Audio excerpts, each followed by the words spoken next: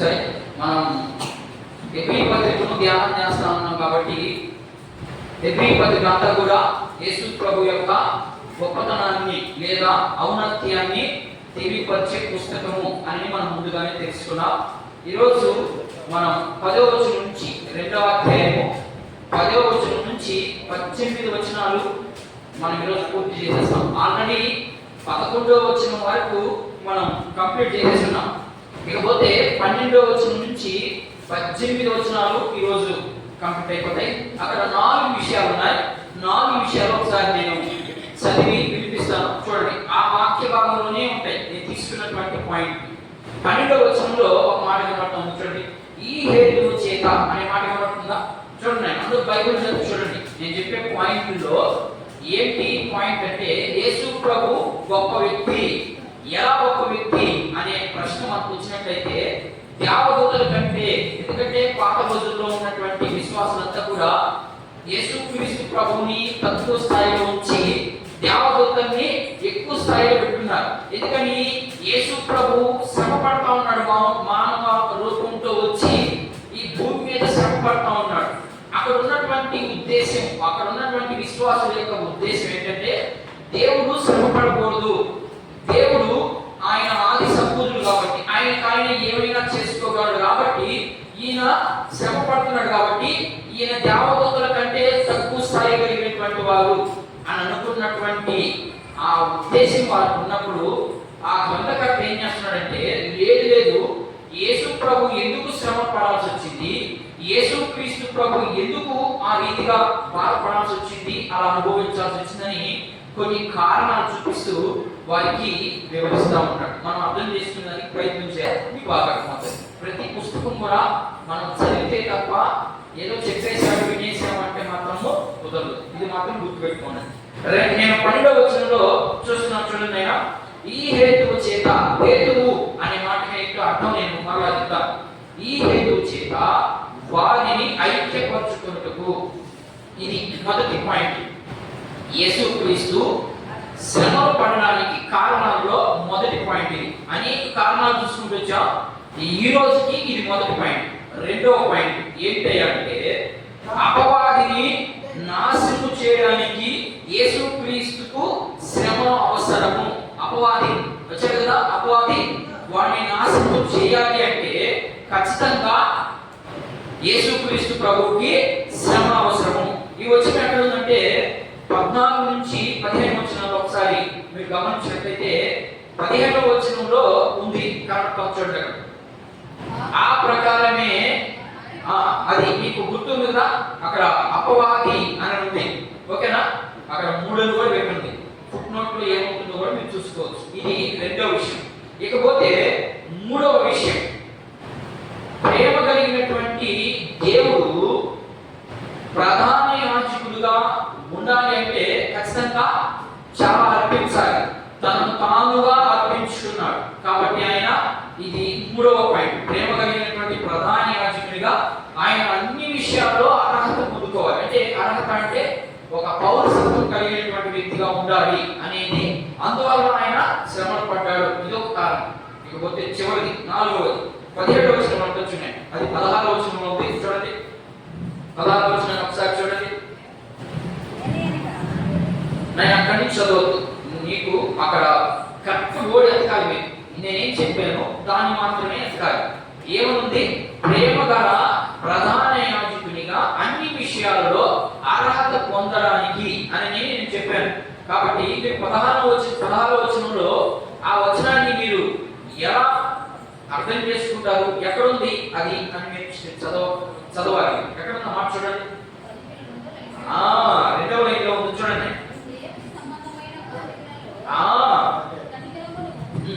మీకు గుర్తుంది. మీకు నేను ఎక్కడి నుంచో బయట నుంచి తీసుకొచ్చి పెట్టాను అనుకోకుండా మీకు దాంట్లో నుంచి చూపించడానికి మాత్రమే. నేను అక్కడికి వెళ్ళినప్పుడు దాన్ని వివరిస్తాను. తర్వాత చివరిగా 17వ వచనంలో ఆయన తన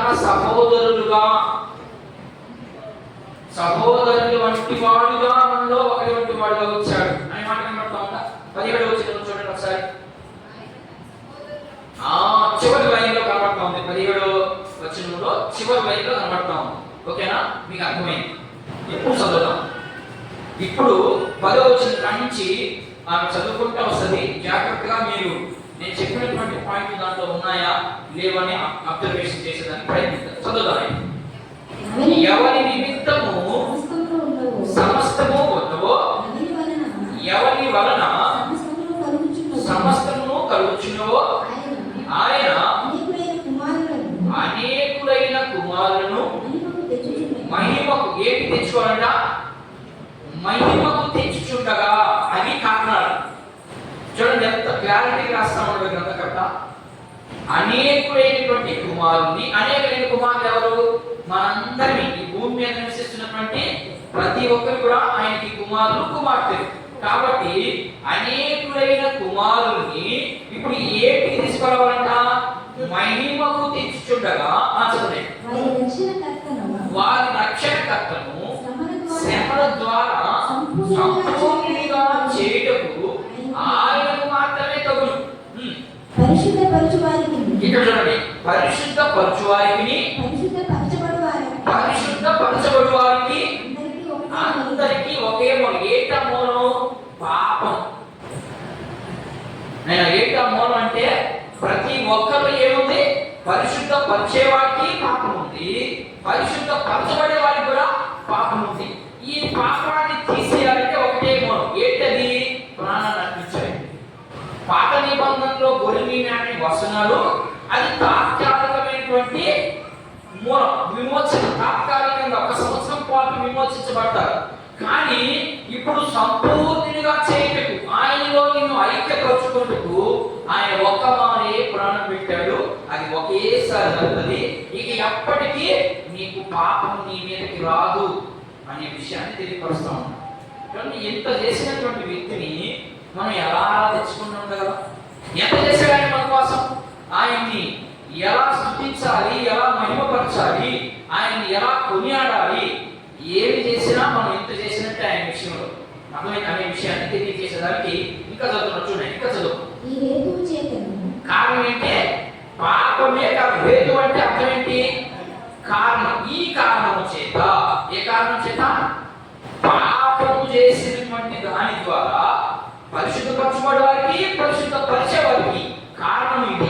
కారణం చేత, ఈ హేతు చేత వారిని అంటే మనందరినీ సహోదరులుగాను పిలుచుటకు ఆయన సిగ్గుపడలేదు.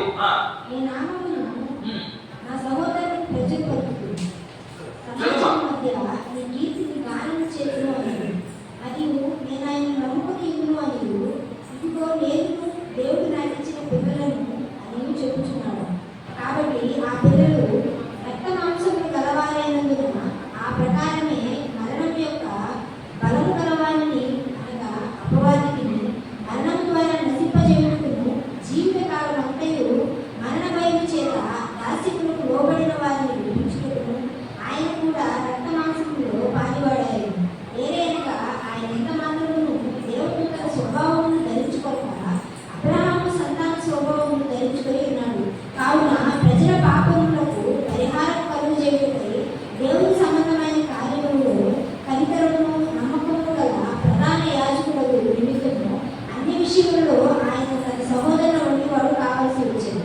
తాను శోధింపబడి శ్రమ పొందిన కనుక శోధింపబడి వారికి ఈ హేతు చేత అంటే ఏంటి కారణం? ఈ హేతు అంటే కారణం. ఏ కారణం చేత అంటే భూమి మీదకి ఏమొచ్చేసింది? పాపం వచ్చేసింది. పాపముతో అందరూ కలుషితమైపోయారు. ఇది ఎలా వచ్చింది అంటే ఆదాము ద్వారా వచ్చింది.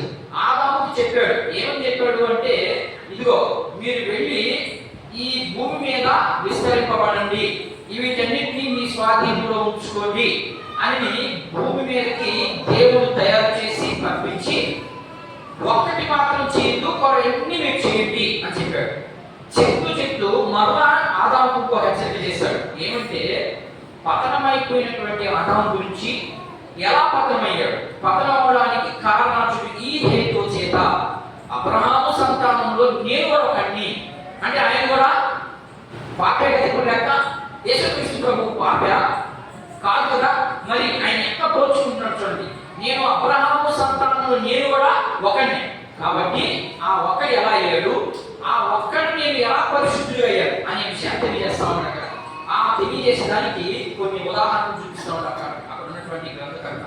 ఏం జరిగింది అంటే ఆదాంకి ఏం చెప్పి పంపించాడు దేవుడు, ఈ భూమి మీద అన్ని ఏదు కానీ ఒక్క విషయం మాత్రం చేయబాక, ఒకవేళ నువ్వు మాట తప్పి చేశావు అంటే మొదటిగా నా స్వరూపాన్ని పోతావు, రెండోదిగా ఏం చేస్తావు, మరణిస్తావు. ఉన్నాయా మాటలు ఉన్నాయా గమనించండి. ఆది కాండము చూద్దాం ఒకసారి, అందరికి తెలియాలి కాబట్టి చూద్దాం. ఆది కాండము మూడవ అధ్యాయం ఏమేం చెప్పాడు అక్కడ. ఆది కాండము 3వ అధ్యాయం 1వ వచనాన్ని ఒకసారి గమనిద్దాం. దేవుడైన యెహోవా చేసిన సమస్త భూజంతువులలో సర్పము యుక్తి గలదై అది ఆ స్త్రీతో కరెక్ట్ వచ్చింది అనేసి అది 2వ వాక్యంలో ఉంటుంది. నేను చూడు ఒకసారి. ఈ చెట్ల పడలు చూడండి అక్కడి నుంచి చదువు. నాయన కాదు ఎక్కడ స్త్రీతో అనే మాట కానీ చదువు. స్త్రీతో అయితే కాదు నేను 2వ లైన్ చూడండి. ఆ స్త్రీతో ఇది నిజమా, ఈ తోట చెట్లలో దేని ఫలములైనను మీరు తినకూడదని దేవుడు చెప్పనా అని ఇప్పుడు ఎవరు అడుగుతున్నారు? అపవాది దొంగిలించడానికి వచ్చాడు. ఏ దొంగిలించడానికి వచ్చాడు? ఆదాము దగ్గరికి నేను అపవాది వచ్చాడు. ఏమి దొంగిలించడానికి వచ్చాడు? మరి నీ దగ్గరికి నా దగ్గర కూడా ఈరోజు వస్తున్నాడు దొంగిలించడానికి. ఇక్కడ ఆదాము చెప్పి పంపించాడు ఆదాముకి, ఆదామా నువ్వు వీటన్నిటి తిను, ఏ ఇబ్బంది లేదు, కానీ నేను చెప్పింది మాత్రం చేయద్దు. ఒకవేళ చేసావు అంటే నువ్వు చస్తావు, నా యొక్క బలాన్ని కోల్పోతావు. 2 విషయాలు చెప్పాడు. నా బలం అంటే ఆయన రాజ్యాన్ని కోల్పోతాం. అంటే ఆయన రాజ్యంలో ఏముంది? పాత రోజుల్లో ఆదాముకి ఆయన రాజ్యంలో ఏ స్వభావాన్ని ఇచ్చాడు? అధికారాన్ని ఇచ్చాడు. అంతే కదా, అధికారమే ఆయన రాజ్యం. అంతే కదా. ఇప్పుడు ఏ విధంగా పంపించినప్పుడు ఏం చెప్పాడు? నా స్వభావం కాకుండా దేవునికి తప్ప ఇంకెవరు లేదు ఆ స్వభావం. అన్నిటినీ శాసించగలిగే వ్యక్తి ఎవరైనా ఉన్నాడు ఈ భూమి మీద అంటే ఒక దేవుడు తప్ప ఇంకెవరు లేదు. అలాంటి అధికారాన్ని ఇచ్చి పంపించాడు ఆదాము పంపించి చెప్పాడు, నువ్వు ఇలా చేస్తే నువ్వు శారీరకంగా చచ్చిపోతావు, తర్వాత నా రాజ్యాన్ని నీ దగ్గర నుంచి తీసివేయబడుతుంది. అంటే ఇప్పుడు ఎవరు దొంగిలించారు దాన్ని? దొంగ ఏ రీతిగా వచ్చి దొంగలిస్తాడో ఆ రీతిగా సైతాన్ ఎవరి దగ్గరికి వచ్చింది? ఆదాము దగ్గరికి వచ్చింది. ఎక్కడైనా వాళ్ళిద్దరు ఒకటే కదా, వాళ్ళిద్దరు ఏక పురుషులత్వం కాబట్టి వాళ్ళిద్దరిని ఈ కాన్సెప్ట్ బట్టి ఒకటే అనుకోవాలి. ఇక్కడ చదివే కాన్సెప్ట్ బట్టి మనం చదివే సందర్భాన్ని బట్టి మనం అర్థం చేసుకుంటూ వెళ్ళాలి. ఇప్పుడు ఆదాము దగ్గరికి వచ్చి ఆదాము దగ్గర ఉన్నటువంటి అధికారాన్ని తీసేస్తుంది. కారణం ఇది. ఈ హేతువు చేత, కారణం చేత పై వచ్చింది. దేవుడు ఆల్రెడీ చెప్పాడు, వినకుండా ఏం చేశాడు? దాని మాటకి లోబడ్డాడు. లోబడుతుందని దేవుడు ఏం చెప్పాడు?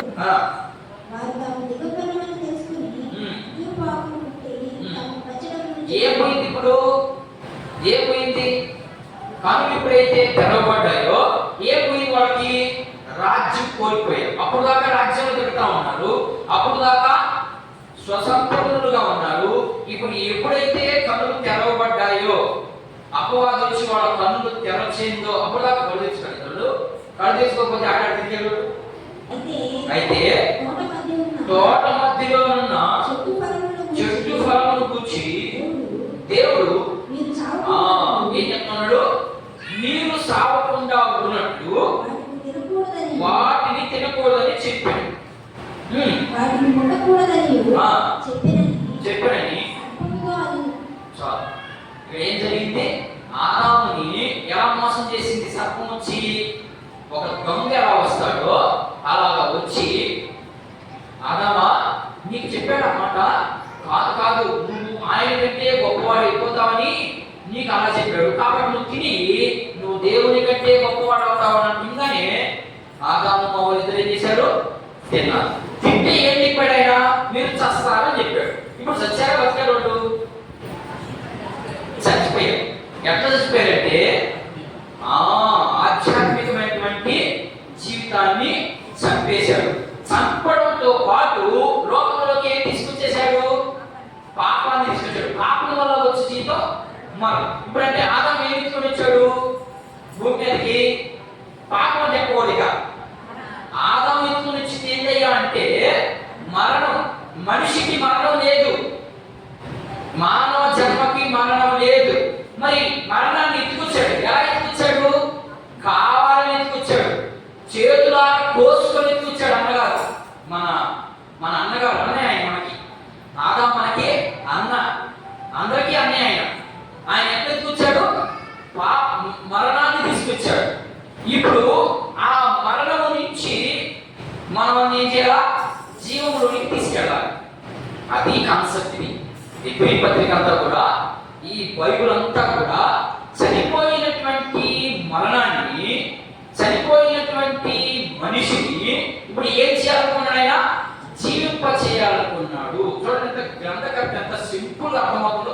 మరి మనోడికి ఎందుకు ఇంకా అర్థం కావట్లేదు వాక్యము? అర్థమవుతుందా? మనోడు ఏంటి ఏమంటే చెప్పేస్తున్నారు ఏంటి? మరి వినేవాడు ఎక్కడ వింటున్నారు? ఇక్కడ చదవబడినటువంటి వాక్యం ఎలా ఉంది? ఆయన చెప్పినటువంటి మాట ఏంటి? ఏది పడితే చెప్పేస్తే దానికి సపోర్ట్ కొట్టేసి సంకల్పం తట్టుకొని చేస్తున్నారు ఏంటి? యేసు ప్రభు రావడానికి ఒక పర్పస్ ఉంది. ఏంటి ఆ పర్పస్? అంటే చనిపోయినటువంటి మనిషి మరలా జీవంలోకి రావాలి అంటే ఒక్కగానో నక్కగానో వచ్చి ఆ పాపాన్ని కలిగేసి వెళ్ళిపోవచ్చు ఆయన. కానీ మనిషి రాగా ఆ శ్రమను ఇస్తే తెలుస్తుంది అంటున్నారు, అంతే కదా? మనిషి ఏరా బాబా వాటిని కష్టపడుతున్నావు అంటే, ఏరా ఉన్నావు అంటే, నువ్వు వచ్చి నా ప్లేస్లోకి వచ్చి, ఉదాహరణకి నువ్వు నా ప్లేస్లోకి వచ్చి చూడు, అప్పుడు తెలుస్తుంది ఆ బాధ అని నేను మాట అంటారని దేవుడు ముందుగానే ఎరిగి మనిషిలో పొందని వచ్చాడు. నేను జయించగలుగుతాను. ఎందుకు జయించగలగలేదు? మీకు ఆశ, కోరిక అన్నీ ఉన్నాయి కాబట్టి మీరు జయించలేదు. నాకైతే ఏం లేవు, నాకు ఆశ లేదు. నా ఆశ లేదు, మీరే. మీరు నా దగ్గరకు వస్తే నాకు అది సంతోషం. మీరు నా వలే ఉండడానికి నేను మీ వలే వస్తాను అనుకుంటున్నాను. వచ్చాడు భూమి మీదకి. ఏం జరిగింది? పాయింట్ ఏమంది? అందరినీ ఐక్యపరుచుకునే మాత్రమే ఆయన శరీరాన్ని, ఏ శరీరాన్ని తెచ్చుకొచ్చాడు? ఆయన పాపపు శరీరాన్ని ధరించుకొచ్చేదానికి ఆయన సిగ్గుపడలేదు. నా సిగ్గుపడదా?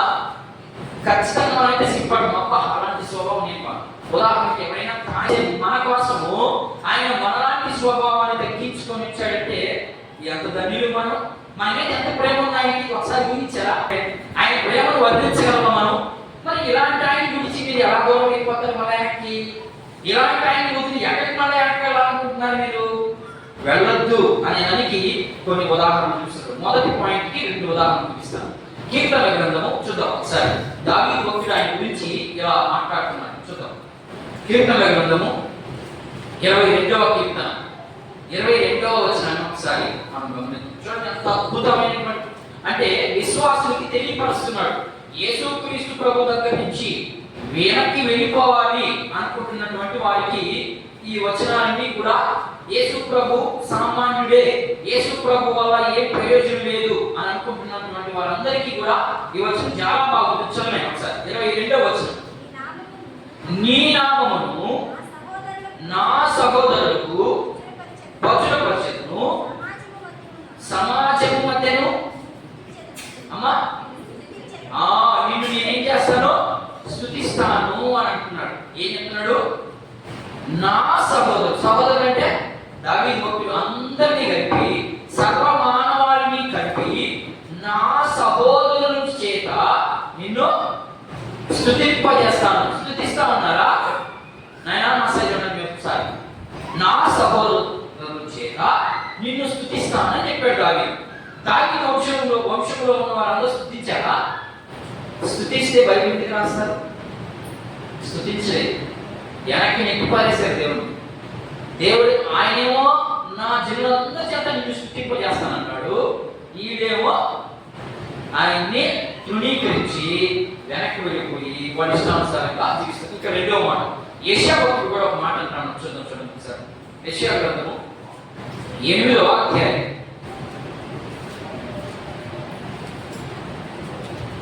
17 వచనం ఒకసారి గమనిద్దాం. 17, 18 వచనం చూడండి. యెషయా గ్రంథము నేను వాళ్ళకి పేజ్ నంబర్తో సహా చెప్పాలి, ఎందుకంటే కొంతమంది తీయలేదు. యెషయా గ్రంథము నేను 574 పేజీలో ఉంది చూడండి. నేను ఒకసారి నా చదువుతా చూడండి. ఎన్నో వచ్చిన నేను చెప్పాలి. 17 వచ్చి యాకోబు వంశమునకు తన ముఖమును మరుగు చేసి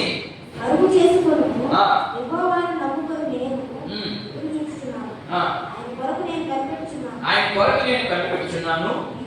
ఇదిగో నేను యెహోవా నాకు ఇచ్చిన పిల్లలను సీయోను కొండ మీద నివసించు సైన్యములకు అధిపతియగు యెహోవా వలన సూచనలుగా మహత్కార్యములుగాను ఇశ్రాయేలు మధ్యలో నేనున్నాను. ఎవరి గురించి మాట్లాడుతున్నది మాట? యెషయా గ్రంథకర్త యేసు ప్రభు గురించి మాట్లాడుతున్నది మాట అన్ని కూడా. యాకోబు వంశస్థులారా ఆయన మాట వినండి. ఆయన మీకోసం ఎలా వస్తున్నాడు? భూమి మీదకి మానవ శరీరాన్ని ధరించుకొని మనలాంటి వాడుగా వస్తున్నాడు. ఆయన ఎంత మాత్రమో సిగ్గుపడడం లేదు. ఈ మాట ఎక్కడ ఉంది చూడండి ఒకసారి. ఈ మాట ఎక్కడ ఉందా? ఆయన ఎంత మాత్రమో సిగ్గుపడడు. సిగ్గుపడడా? యేసు ప్రభు సిగ్గుపడడా? మానవ శరీరాన్ని ధరించుకో నిత్యము నిలుచుందులు గాని మన పరిస్థితి ఎలా ఉంటుందంటే దేవుని సన్నిధిలో ఎక్కువ సమయాన్ని గడపడం కానీ ఆయన యొక్క ఉద్దేశాలను గ్రహింపలేమంట. ఆయన యొక్క చిత్తాన్ని ఎప్పుడు గ్రహిస్తాము మనము అంటే ఎప్పుడైతే వాక్యాన్ని మనం పరిశీలన చేస్తామో, ఎప్పుడైతే ఆయన ఉద్దేశాలు మనకు ఎరగతాయో అప్పుడు మాత్రమే ఆయన యొక్క ఉద్దేశాన్ని మనము గ్రహించగలం. ఆయన ఉద్దేశం ఏంటి? ఇప్పుడు ఆయన ఉద్దేశం ఏంటి మీకు అర్థమయ్యేదానికి చాలా వచనాలు చూపిస్తా ఉన్నాను. ఆయన ఉద్దేశం ఏంటి? పాపపు శరీరాన్ని ధరించుకొని వచ్చేదానికి ఆయన ఉద్దేశం ఏంటి? సిగ్గుపడలేదంటే. ఎందుకు సిగ్గుపడలేదు అంటే ఆయన ఫస్ట్ గానే చెప్పాడు ఏమని? మీరు నా సహోదరులు అవుతారు అన్నాడు. మొదటిగానే నా సహోదరుల్లో ఒకరి వంటి అమ్మాడాయనని మనం 10వ వచనంలో గమనించాం. ఇప్పుడు మనం అందరినీ ఏం చేసుకుంటున్నాడు యేసు ప్రభు? సహోదరులుగా చేసుకుంటున్నాడు, అంటే తమ్ముడుగా చేసుకుంటున్నాడు. ఆ తమ్ముడుగా చేసుకునేదానికి ఆయన ఎంత మాత్రము సిగ్గుపడలేదంట. ఇప్పుడు పౌలు గారు ఒక మాట చూద్దాం. ఫిలిప్పీయులకు రాసినటువంటి పత్రిక చూద్దాం ఒకసారి. ఆ మాట చూద్దాం. 2వ అధ్యాయము 6వ వచనం ఒకసారి గమనించండి. భక్తులైనటువంటి ఫిలిప్పీయులకు రాసినటువంటి పత్రిక, ఫిలిప్పీ సంఘానికి రాస్తూ ఒక మాట మాట్లాడుతూ ఉన్నాడు. చూద్దాం. ఆయన ఫిలిప్పీయులకు రాసినటువంటి పత్రిక 2వ అధ్యాయం 6వ వచనం చూడండి. ఆయన దేవుని స్వరూపము కలిగిన వాడై ఉండి దేవునితో సమానముగా ఉండుటకు విడిచిపెట్టకూడని భాగ్యమని ఎంచుకొనలేదు కానీ ఆగంట. ఇక్కడ ఏం కనబడతాం మీకు? నేను మసాజ్ చూడాలి, మీకు ఏం అర్థమవుతుందో నాకు తెలియాలి. ఇక్కడ ఏం చెప్తున్నాడు ఈ వాక్యంలో? యేసు ప్రభువు ఎలా ఉండాలి? ఆయన ప్రవచనాలు ఏమున్నాయి? రాజుగా వస్తాడు, అధికారిగా వస్తాడు, ఆయన ఉన్నతమైనటువంటి వ్యక్తి, ఆయనే అన్ని సృష్టించినటువంటి దేవుడు అని చెప్పుకుంటూ వచ్చాడా? మరి అలా ఉన్నాయి క్వాలిటీస్. ఎందుకు? కారణం ఏంటి? అది చెప్పండి. ఈ హేతువు చేత, ఈ కారణం చేత నేను రాజుగా రాలేదు, అధికారిగా రాలేదు, సమస్తము చేసిన వాడిగా రాలేదు. ఎలా వచ్చాడు? నేను దేవుడినే, కానీ దేవుడుగా నేను రాలేదు. ఎలా వచ్చాడట? చదువు.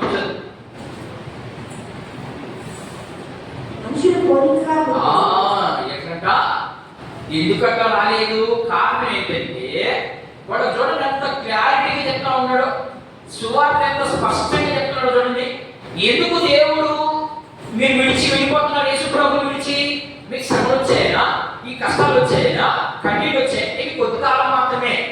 కడగోరం మోగిన వెంటనే మన శ్రమలన్నీ రెప్పపాటు అయిపోతాయి. నువ్వు ఏమైతే పోగొట్టుకున్నావో, ఏమైతే కోల్పోయినావో, ఆ కోల్పోయిన వాటికంటే ఇంకా గొప్ప భాగ్యం వస్తుంది నీకు. అది ఎప్పుడు వరకు? కొద్ది కాలం. కొద్ది కాలం అంటే ఆయన కాలం ఎంత? దేవుడి కాలం ఎంత?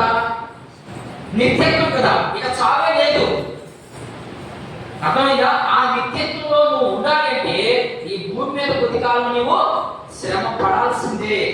శ్రమ ద్వారా ఏమవుద్ది? శ్రమ వస్తే శ్రమ ఎందుకు వస్తుంది? పోయిన వారం చెప్పుకున్నాను. శ్రమ ఎందుకు వస్తుందా? గుర్తురాట్లేదా? పోయిన వారం చెప్పండి. మనం మార్చడానికి శ్రమ వస్తుందంటే శ్రమ మనకి ఎందుకు వస్తా ఉంది అంటే మనలో ఉన్నటువంటి లోటుపాట్లు సరిచేసేదానికి శ్రమ పెడతాడు దేవుడు. అర్థమైందా? శోధించబడిన తర్వాత శుద్ధ సువర్ణంగా మార్చబడతాడంట. నీకు శోధన లేకపోతే నువ్వు అడిగేది ఇచ్చేస్తే నువ్వు మార్చబడతావా? సువర్ణంగా బంగారంగా ఉండగలవా? బంగారు వీధిలో తిరగలవా? వచ్చిన వాగ్దానాలు ఫలిస్తాయా? ఫలించు. కాబట్టి మీకు కొద్ది కాలమే ఈ శ్రమలు, ఈ యొక్క శరీరాన్ని విడిచేంత వరకే మీకు శ్రమలు. శరీరం విడిచారు అంటే ఇక మీకు నిత్యత్వం, మీకు సంతోషమే సంతోషం. ఈ లోకంలో కొంతకాలమే శ్రమ. ఎందుకని? జీవించాలంటే మనకు అన్ని కావాలి. కాబట్టి దానికోసం కష్టపడాలి. కష్టంతో పాటు ఈ భూమి మీద యేసు ప్రభువుని నమ్ముకుంటే అన్ని అవమానాలే. నేను ఆల్రెడీ అనుభవించాను, మీరు కూడా అనుభవిస్తారని ముందుగానే చెప్పాడు. ఇవన్నీ మీరు కంట్రోల్ చేసుకుంటూ నిలబడగలిగితే ఎప్పుడు దాకా పౌలు అంటాడు రోమపత్రిక మనం స్టార్ట్ చేస్తాను. ఎప్పుడు దాకా? చచ్చేంత వరకు రక్షణ కాపాడుకుందాం అన్నాను. మనం చనిపోయేంత వరకు దేవుని మాటకి ఒక్క రవ్వ అవిధేయత చూపించకూడదు. విధేయత చూపించగలిగితేనే మనం అక్కడ ఉండగలిగే ఆ భాగ్యం పొందుకున్నాం. లేకపోతే వాగ్దానే దాని అర్థం. ఇప్పుడు ఆదాము చెప్పాడు తినొద్దురా అన్నాడు, తిన్నాడు, పోయింది. అంతే మీకు కూడా, మనకు కూడా అంతే. మనం వినలేదు, వాగ్దానం వింటే మనం వింటాం పోతా ఉంటే మనం ఎలాంటి వారిని మనం ఎలా కడుతున్నాం? పర్లోక రాజ్యానికి మార్గం సిద్ధపరుస్తున్నాం.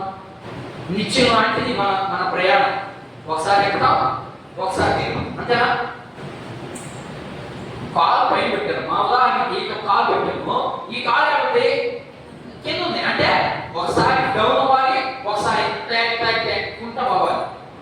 అర్థమైనా? నిచ్చును ఒకదాని తర్వాత ఒకటి కిందకి ఒకటి పైకి, ఒకటి కిందకి ఒకటి పైకి. ఈ కాలు రెండు ఎక్కగలిగితేనే మనం చేరవలసినటువంటి గమ్యస్థానాన్ని చేరడం. మనకి శ్రమ లేకుండా అన్ని సంతోషాలు పెడితే మనం చేరలేము, మనం ఎక్కలేము. దానికోసం ఆయన ఏం చెప్తున్నాడు? ఇదిగో అందుకని ఆయన ఆ రీతిగా శ్రమ పడ్డాడు. ఎందుకని? నువ్వు బాగుంటున్నటువంటి ఆ రాజ్యాన్ని మరలా నీకు తిరిగి ఇచ్చే దానికోసము ఆయన శ్రమ అవసరము. ఎంత మాత్రాన ఆయన తక్కువ కాదు. ఎవరికంటే? దేవదూతల కంటే. అర్థమైంది మీకు? వాళ్ళకు కూడా అర్థమైంది. ఒరే పౌరు చెప్తే నిజమే కదా, పాపము నిజమేగా. ఎందుకు ఆయనకి శ్రమ అవసరమైందంటే కారణం ఇదా అని ఆయన. ఇది మొదటి పాయింట్ అయిపోయిందా? ఎందుకు ఆయనకి ఈ హేతు చేత అన్నాడు. ఏంటంటే కారణం చేత. ఏ కారణం చేత? బాగొట్టుకున్నాడు కాబట్టి మరలా తిరిగి దాన్ని ఇవ్వాలి అంటే మనం అందరం ఏమవ్వాలి? ఆయనకి ఐక్యపరచుకోవాలి. తమ్ముడు మనం అవ్వాలి. తమ్ముడు అయితేనే ఆ వారసత్వం వస్తుంది, లేకపోతే మనందరం తమ్ముళ్ళు చెల్లుని. ఓకే, ఇది మొదటి పాయింట్. లేకపోతే రెండో పాయింట్కి వస్తున్నాను. రెండో పాయింట్ ఏంటి? అపవాదిని నాశనం చేయాలి. అపవాదిని నాశనం చేయాలంటే దేవుడుగా వచ్చి దండించవచ్చు కానీ అలా దానికి కుదరదు. ఎందుకని? పాత నిబంధన ధర్మశాస్త్రం ఒకటి పంపించేశాడు దేవుడు. ఆ ధర్మశాస్త్రం ప్రకారం నీవు జీవిస్తే తప్ప, లేకపోతే నువ్వు ధర్మశాస్త్రాన్ని జీవించినటువంటి వ్యక్తి కాదు, లేదా నా మాటని విన్నటువంటి వ్యక్తిగా కాదు అనే ఉద్దేశం ఆల్రెడీ ధర్మశాస్త్రంలో ఉంది. మనకు తెలిసేదంతా ఆజ్ఞను పాటించాలి, నీ తల్లిని నీ తండ్రిని ప్రేమించాలి, నీ పొరుగువారిని ప్రేమించాలి. ఇవన్నీ కూడా దేవుడు ఆజ్ఞ రూపంగా ఇచ్చాడు. మనం ఏం చేయలేకపోయాం కాబట్టి ఖచ్చితంగా ఆయన ఇప్పుడేమవ్వాలి? మనం ఆయనతో ఐక్యపరుచుకొని అపవాదిని ఏం చేయాలా? నాశనం చేయాలి. అపవాదికి చంపేసే అధికారం కూడా ఉందా? మనిషిని చంపేసే అధికారం కూడా ఉంది అపవాదికి. చంపేస్తుందా? ఉంది. అసలు మాట అధికారం ఉంది దానికి? ఉందమ్మా. అపవాదికి మనిషిని చంపే అధికారం ఉంది. కానీ మనకి యోగులను తెలుసుకోవాలి. మనకి వెంటనే గుర్తుకొచ్చారు. మనకి అపవాద సంబంధం ఎక్కడ వెళ్ళిపోవాలి. యోగు గ్రంథంలో ఎక్కడికి వెళ్ళింది? దేవుని సమూహం దగ్గరికి వెళ్ళింది. వెళ్ళి అక్కడ దేవుని సమూహంలో ఎవరెవరు ఉంటారు? ఎవరంటారమ్మా? పరిశుద్ధులు మాత్రమే ఉంటారు, అంతే. దేవుని సమూహంలో పరిశుద్ధులు మాత్రమే ఉంటారు. ఈ అపవాది వెళ్ళింది ఎలా? వెలుగు దోత వలె వెళ్ళిపోయింది లోపలికి. వెలుగు అటు తిరుగుతా ఉందంట. దేవుడు కనపడదా? కనపడుతుంది. కనపడి ఏమి ఇక్కడికి వచ్చావని అడిగాడు. అడిగితే ఇదిగో నీ భక్తుడు ఉన్నాడు కదా, ఎవరు నీవు నా ముందు కదా, ఒకసారి నన్ను వదిలించుడా మీదకి, నువ్వు అన్ని ఇస్తున్నావు కాబట్టి నీ ఇష్టం వచ్చినట్టు దొరుకుతా ఉంది. నువ్వు ఒక్కసారి నన్ను పంపించు, ఆమె ఎంత భక్తి పడవాలో నేను తెలిసేస్తా, 1 గంట టైం సార్ అన్నది. సరే చెప్తా పంపించాడా దేవుడు? దేవుడి మీద పంపించాడా? పంపించాడు. పంపిస్తే ఏం చెప్పాడంటే, నా బిడ్డ ప్రాణం మాత్రం తాగేదానికి లేదు అంటే దానికి అధికారం ఉన్నాయి కదా, అర్థమవుతుందని చెప్పేది. మా ప్రాణం తీసేదానికి అధికారం ఉంది అపవాదికి. కానీ దేవుడు దానికి ఆజ్ఞించాడు, ఏమని? నా బిడ్డ ప్రాణం తీసేదానికి మాత్రం నీకు అధికారం లేదని. ఇంకేమని చేసుకోపోయాను. రావడం ఏం చేసింది? రావడం ఏం చేసింది? మా చదవగలిగిన చెప్పాలి. ఏం చేసింది? ఏం చేసింది? రావడం పశువుని ఎత్తుని లేపేసింది. ఆయన ఊజు దేశంలో ఆయన గొప్ప మందర కలిగినటువంటి వారికి ఎవరు? మందర అంటే తెలుసు కదా, ఆవు ఎద్దులు మందగా అలాంటివన్నిటిని లేపేసింది. మనమైతే ఏడున్నాడు దేవుడు? ఉన్నాడు నా దగ్గర దేవుడు. మళ్ళీ నేను ప్రార్థన చేయడం అప్పుడు పోయి అనుకోమా. కానీ ఏమన్నాడు? దేవుడు ఇచ్చాడు, దేవుడే తీసుకున్నాడు. అదే యెహోవా ఇచ్చిన యెహోవా తీసుకెళ్ళి. సరే ఓహో నీ భక్తి ఇంతేనా? సరే చూస్తా. ఏమి పోయింది? ఏడు పోయింది? కుటుంబం మీద పోయింది. కుమార్తెను లేపేసింది. అప్పుడు నిజంగా దేవునమ్మ ఇక్కడ ఉన్న వాళ్ళందరూ ఏదైనా ఒక దెబ్బ తగిలితే లేదా ఒక షుగర్ పెరిగితే మనకి ఏమంటామా? ఏడన్నాడు దేవుడు? నాకే పెట్టదు జబ్బులు, నాకు కూడా దేవుడు ఉంటే నాకెందుకు వస్తుంది జబ్బు అనుకుంటావా? కానీ ఏమన్నాడా? అనలేదు. అది భక్తి. మనలో ఒక భక్తేనా? ఈ భక్తి ఆలోచన చేయండి. మనం చేసిన ఒక భక్తేనా? మనం నటిస్తున్నాం. ఎందుకని? పాపరాజ్యపాదని. అంతే. నిజమైనటువంటి భక్తి పరులకు ఉండవలసినటువంటి లక్షణాలు చాలా మార్పులు ఉంటాయి. మనం ఉత్తి భక్తి చేస్తున్నాం. పర్వరాజ్యం వాతదేమో పాపము, దేవుని మందిరానికి పోతే కనిపించేవాడు పర్వరాజ్యం ఇస్తాడేమైనా ఆశతో వస్తున్నారు, అంతే. నిజంగా చేసేవాడు ప్రతి దాన్ని పరిశీలన చేస్తాడు. పరిశీలన చేసి దేవునికి నేనేమన్నా దగ్గరగా ఉన్నా, ఆ కోరిక ఉందా లేకపోతే మార్చుకుంటాడు నిజమైనటువంటి వ్యక్తి. అర్థమైందా? ఏవో దగ్గరికి పోయింది అంటే ఇప్పుడు నేను మళ్ళీ అంతా వివరణ చెప్తే చాలా మీకు మనకు ప్రాణం అధికారం ఉందా? దానికి అపవాది ఉంది. ఆ అధికారం నుంచి దేవుడు తొలగించేదానికి మార్గం సిద్ధపరచమే 14-16 వచనాల్లో ఉన్నటువంటి చదువు. 14 వచనం 14-15 వచనం చదువు. ఎబ్రీ పత్రిక. కాబట్టి ఆ పిల్లలు రక్త మాంసములు గలవారైనందున ఆ ప్రకారమే మరణం యొక్క బలము కలిగిన వానిని, అనగా ఎవరు? మరణాన్ని తీసే బలం కలిగిన వ్యక్తి ఎవరు? ఇక్కడ అపవాది చూపించే వెంటనే చదువుతా ఉన్నాడు. మరణాన్ని తీయగలిగే బలం కలిగిన వానిని అనగా అపవాదిని ఏ మరణం ద్వారా? నీ మరణం ద్వారా, నా మరణం ద్వారా, యేసుక్రీస్తు మరణము ద్వారా, నేను చనిపోవడం ద్వారా, యేసుక్రీస్తు ప్రభు చదివిస్తున్నటువంటి మాట చదువు. మరణము ద్వారా దేని నశింపజేయుటకు? అపవాదిని. మీరు చదువుతా ఉంటారు, అర్థం చేసుకున్నాను ప్రయత్నం చేయండి. అర్థమైందా? అపవాదిని నాశనము చేయుటకు జీవితకాలం అంతయు మరణ భయము చేతను దాస్యమునకు లోబడిన వారిని విడిపించుటకును ఆయన కూడా ఏంటంట? జీవితకాలం అంతా. అంటే జీవితకాలం అంతా అంటే ఈ శరీరం బాగుంటుంటేనే కాదని అర్థం. జీవితకాలం అంతా అంటే నిత్యత్వం. నిత్యత్వంలో కూడా మీరు ఎక్కడ పోయి నరకంలో పోయి అలవాటుకుంటారోనని దానికి ఎక్కడ మీరు లోబడిపోతారు. మీకు మార్గాన్ని సిద్ధపరచడానికి వచ్చాను. ఆ మార్గంలో నుంచి ఈ మార్గంలోకి రాండి, జీవాన్ని నేను ఇస్తాను. ఆ దాన్ని సిద్ధపరచడానికి యోహాను ఒక మాట అంటాడు. 10వ అధ్యాయం యోహాను సువార్త 10వ అధ్యాయం సాక్షింది. యేసు ప్రభు ఎలాంటి మాటలు చెప్తా ఉన్నాడు చూడు. ఆయన చెప్పేది అర్థమవుతుందా? అర్థమవుతుందా? వెరీ గుడ్, అర్థమవుతుంది. చదువు 10వ అధ్యాయం యోహాను శుభవార్త 10వ అధ్యాయము 10 నుంచి 18 వచనాలు. ఆయన నిదానంగా చదవాలి, అర్థమయ్యేది. అమ్మా, ఎవరు దొంగ? ఎవరక్కడ దొంగ? ఇప్పుడు చెప్పుకున్నటువంటి కాన్సెప్ట్ ఇవ్వండి. దొంగ ఎవరు? అపవాది. అబద్ధకు వచ్చింది ఎవరు? దొంగగా వచ్చాడు. దొంగ దోచుకునేదానికి వస్తుంది. దొంగతనము, హత్యను, నాశనమును చేయుటకు వచ్చును గాని మరి దేనికి రాడు. గొర్రెలకు నేనేంటట? గొర్రెలు దేవుళ్ళు. మనం అన్నట్టు యేసు ప్రభు యొక్క గొప్పతనాన్ని, ఔన్నత్యాన్ని చూపిస్తున్నాను నేను. నీ కోసం నా కోసము ఎలా పోగొట్టుకున్నాము అంటే, మన దగ్గర నుంచి అపవాది దొంగతనంగా దోసేసుకుంటా ఉంది. ఏంటి? అప్పుడు దోసుకుంది బాగానే ఉంది, ఇప్పుడు ఏం దోసుకుంటుంది? సమయాన్ని ఎత్తేస్తున్నాడు అంతే, ఇంకేం చేయట్లేదు. ఈ భూమి మీద విశ్వాసుని ఎలా దొంగతనం చేయించి ఎలా మాయ చేస్తున్నాడంటే, దేవుని సన్నిధిలో మనం కూర్చోం, దేవుని దగ్గరికి మనం రాము, ఈ సమయాన్ని అంతటిని కూడా ఎత్తేస్తున్నాడు. అదే దొంగతనం. ఆ దొంగతనం నుంచి మీరు బయటికి రావాలి అంటే ఇప్పుడు మాట్లాడుతున్నాడు యేసుప్రభు. ఏం మాట్లాడుతున్నాడు చూపించదు.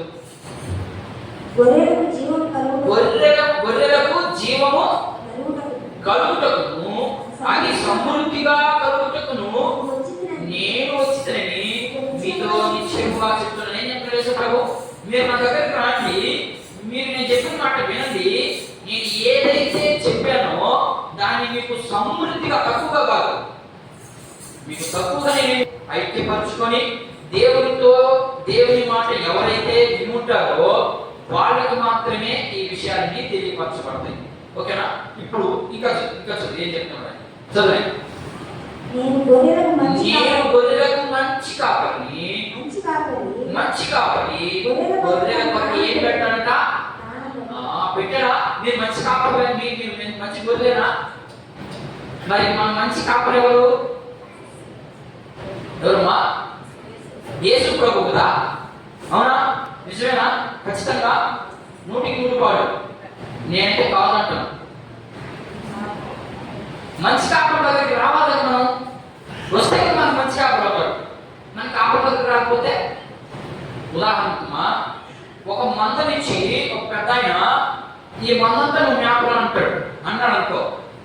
మందకి రోజు వస్తే ఆ గుడ్డుని చూస్తావా? 15 రోజులు ఒకసారి గుడ్డుని చూస్తావా? రోజు